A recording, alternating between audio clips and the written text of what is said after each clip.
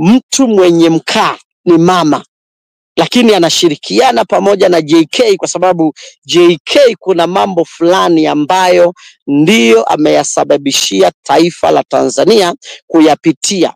Lakini tatizo moja kubwa ni kwamba hii kazi ambayo wanaifanya wanaiharibu zaidi wakati ambao wameingilia uhuru wa kuabudu. Uhuru wa kuabudu.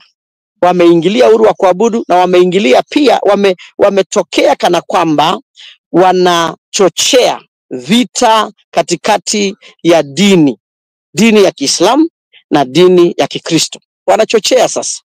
Maanake itaonekana ya kwamba hawezi tuma polisi wakapiga kule vitoa machozi kule msikitini, lakini wanawatuma wakapiga vitoa machozi kule kanisani. Lakini hata hivyo Dar es Salaam watu wanamfahamu Askofu Gwajima vizuri na hawatamwacha kwa sababu Mungu hajamwacha.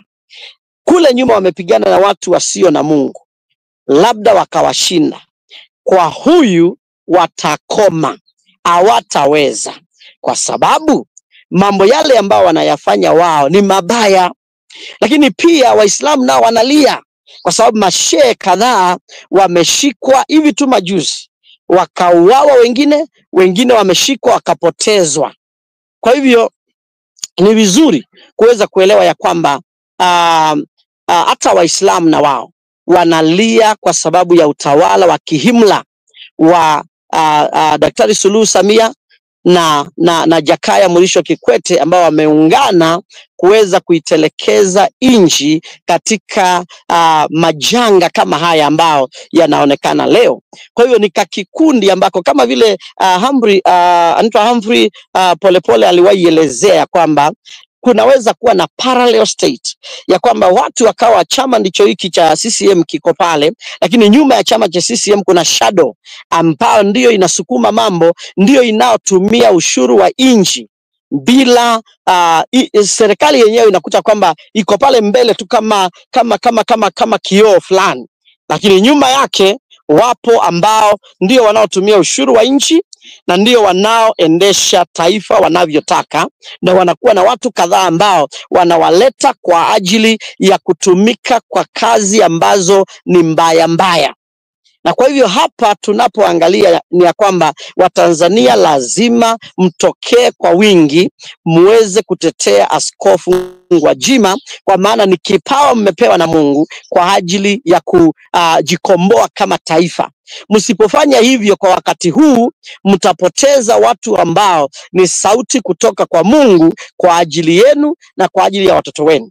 Alipeana mifano ambao ni rahisi tu kuelewa ya kwamba kama angekuwa ni mtoto wa mtu mkubwa ambaye ameshikwa na akapatikana amekufa ama ametolewa macho, hivi ingekuwa hivi tu venye ilivyo?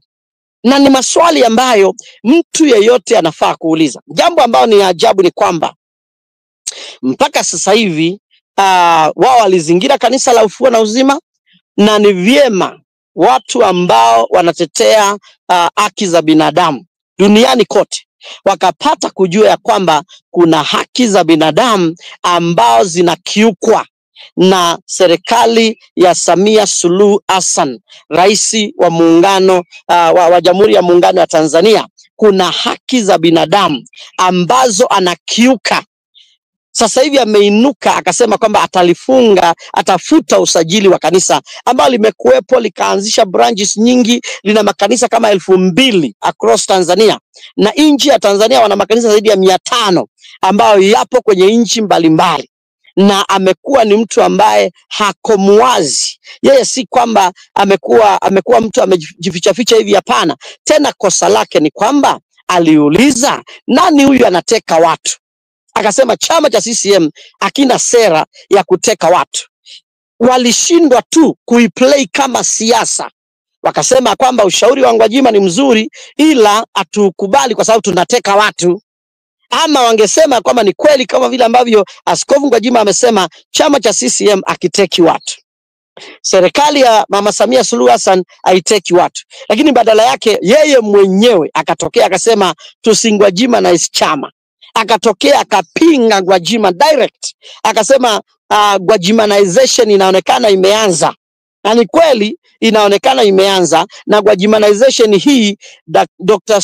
Samia Suluhu Hassan, Gwajimanization hii itakutoa, kwa sababu hapa adhawale ungenguza, umeshaanguza, Mungu amekukataa na hautakuwa rais wa nchi ya Tanzania, asema Bwana, na atamleta yule mtu aliyemuandaa kwa ajili ya taifa la Tanzania, na hakuna mbinu utakaotumia itakaosimamisha kusudi la Bwana lisitimie.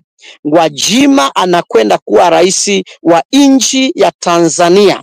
Hiyo sio swala ya mjadala, ni jambo ambalo Mungu amelizungumza. Amemfuta Samia Suluhu Hassan kuwa kiongozi kwa sababu ya mambo yale ambayo ameyafanya, mambo ya kukiuka kabisa mipango ambayo Mungu alikuwa nayo kwa ajili ya taifa hilo.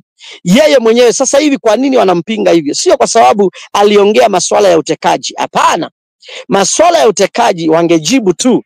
Wanampiga hivi kwa sababu ya masuala ya ufisadi ambao Gwajima na dosia yake ambayo alikuwa tayari kuiachilia.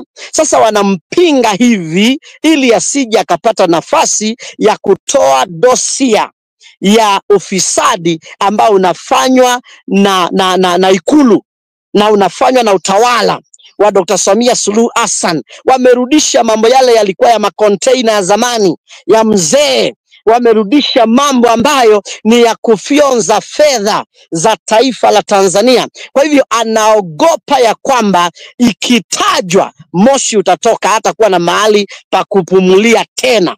Ndio maana unaona anatia bidii hivi ili apambane. Lakini pia na polisi wenyewe jana usiku walikuwa wanasema, sisi si kwamba tunapenda kufanya hivi, tunalazimishwa na sisi tufanye. Wanalazimishwa na nani?